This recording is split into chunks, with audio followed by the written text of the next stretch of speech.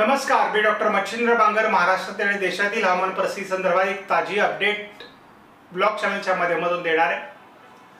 पावसाचा खंड म्हणत शेतकऱ्यांना भावनिक करणं, घाबरवणं हा उद्देश यूट्यूबर्सचा किंवा हवामान अभ्यासकांचा असू नये। कारण शेतकऱ्यांचा एक स्वभाव आहे, पाऊस पडणार सांगितलं किंवा पाऊस येणार म्हटलं, मुसळधार पाऊस पडणार आहे, मान्सून सक्रिय होणार आहे, अशी काही वाक्य जर व्हिडिओमध्ये दिसले की तो व्हिडिओ सर्रास शेतकरी बघतात आणि त्याला व्ह्यूज मिळतात। त्यामुळे खंडाच्या काळातही पाऊस आणि पावसाच्या काळात खंड असं घुसून कोणत्याही हवामान तज्ञाचा ते फोटो लावायचा आणि त्या ठिकाणी अंदाज देत सुटायचं, अशा प्रकारची खिचडी महाराष्ट्रातल्या हवामानामध्ये झालेली आहे। त्यामुळे सोशल मीडियावरून जे काही भंपक अशा प्रकारचे अंदाज दिले जात आहेत त्याकडपासून सावध शेतकऱ्यांनी राहिलं पाहिजे, ही माझी विनंती आहे। आता शेतकऱ्यांच्या काही भागात पेरणी झालेली आहे, कोळी पिकं आहेत, जर खंड पडला तर तिथे दुबार पेरणीचं संकट शेतकऱ्यांवर आहे। त्यामुळे शेतकरी तणावाखाली आहे आणि अशा परिस्थितीत त्याला भावनिक करणं हे चुकीचं आहे। त्यामुळे खरा अंदाज शेतकऱ्यांपर्यंत पोहोचला पाहिजे आणि त्या तळमळीने काम अभ्यासकांनी केलं पाहिजे, अशी माझी विनंती आहे।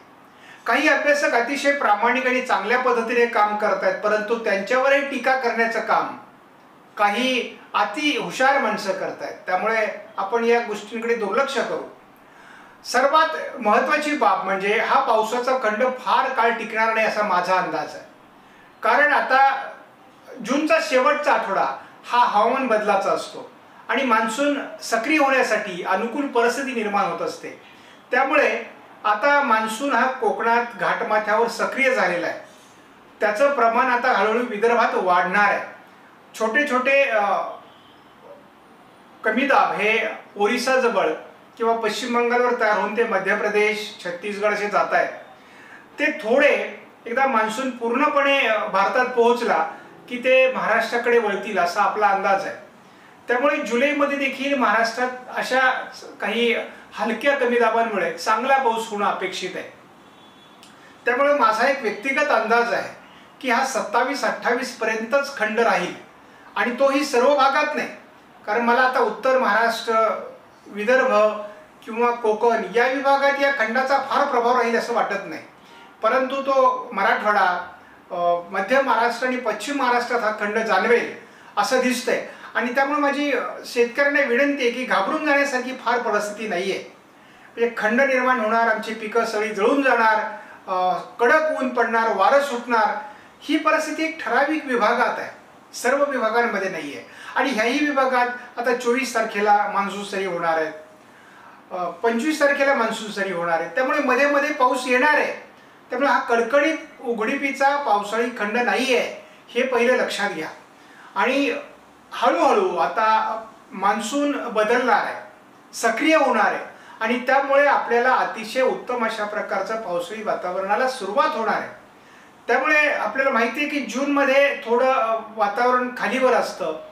प्रत्येक वर्षी जूनचे अंदाज हवामान अंदाजकांचे चुकत असतात आणि त्यातच यावर्षी खूप लवकर मेमध्ये पाऊस झालेला आहे आणि त्या मेच्या पावसाने जूनचे गणित चुकणार हे मी यापूर्वीच्या व्हिडिओमध्ये सुद्धा सांगितलेलं आहे। त्यामुळे मे मध्ये लवकर आलेल्या मान्सूनचा विपरीत परिणाम हा जूनच्या हवामानावर होत असतो आणि तो झालेला आहे। हे कुणी मान्य करू नाही तर नाही करू, परंतु हे आपण अनुभवतो आहोत।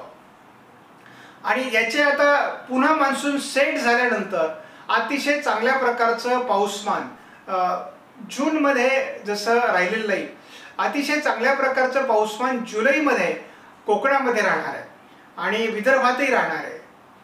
त्यामुळे हलक्या ते मध्यम गरजेपुरत्या पावसाच्या सरी उर्वरित महाराष्ट्रातही पडणार आहे। त्यामुळे पिकं जगवण्या एवढा पाऊस आपल्याला नक्की पडणार आहे आणि पाण्याचा पाऊस मग आपल्याला जुलैच्या शेवटी, ऑगस्टमध्ये किंवा सप्टेंबरमध्ये होत असतो आणि मग आपल्या पुन्हा नद्यांना पूर, पुन्हा तलावां साठ्यांमध्ये वाढणारं पाणी, हा पावसाचा भाग हा पुढे आहे। आता पिकांपुरता पावसाचे दिवस आलेले आहेत। त्यामुळे आपण फार मोठे पाऊस येतील आणि मग मुसळधार पाऊस, ढगफुटी पाऊस हे अंदाज बघण्याच्या भानगडीत पडू नका। तुम्ही आता हे बघा की पिकांपुरता जोरदार पाऊस मान्सून सरींचा कुठे पडणार आहे आणि तो आपला भाग आहे का, एवढ्या पुरताच विचार करण्याची गरज आहे. त्यामुळे मी तुम्हाला सांगतोय, हा खंड फार घाबरण्यासारखा पावसाचा खंड नाहीये. शेवटच्या आठवड्यातही शेवटी आपल्याला पाऊस वाढणार आहे. जुलैतही पाऊस आहे.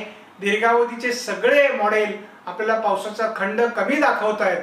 त्यामुळे मला असं खात्रीलायक वाटतंय की या खंडाचा विपरीत परिणाम तसा महाराष्ट्राच्या हवामानावर होणार नाही याची मला खात्री आहे. त्यामुळे आपण बघूयात की पुढे जाऊन आपल्याला कशा प्रकारचं हवामान बदलतंय आणि जेही हवामानातले बदल असतील ते आपण शेती माझी प्रयोगशाळा या यूट्यूब चॅनलवर बघत चला, की जेणेकरून आपल्याला हवामानासंदर्भातली कुठलीही शंका राहणार नाही. आपणास व्हिडिओमधील माहिती महत्त्वपूर्ण वाटल्यास लाईक करा, शेअर करा, चॅनलला सबस्क्राईब करा. धन्यवाद. जय हिंद, जय महाराष्ट्र, जय बळीराजा.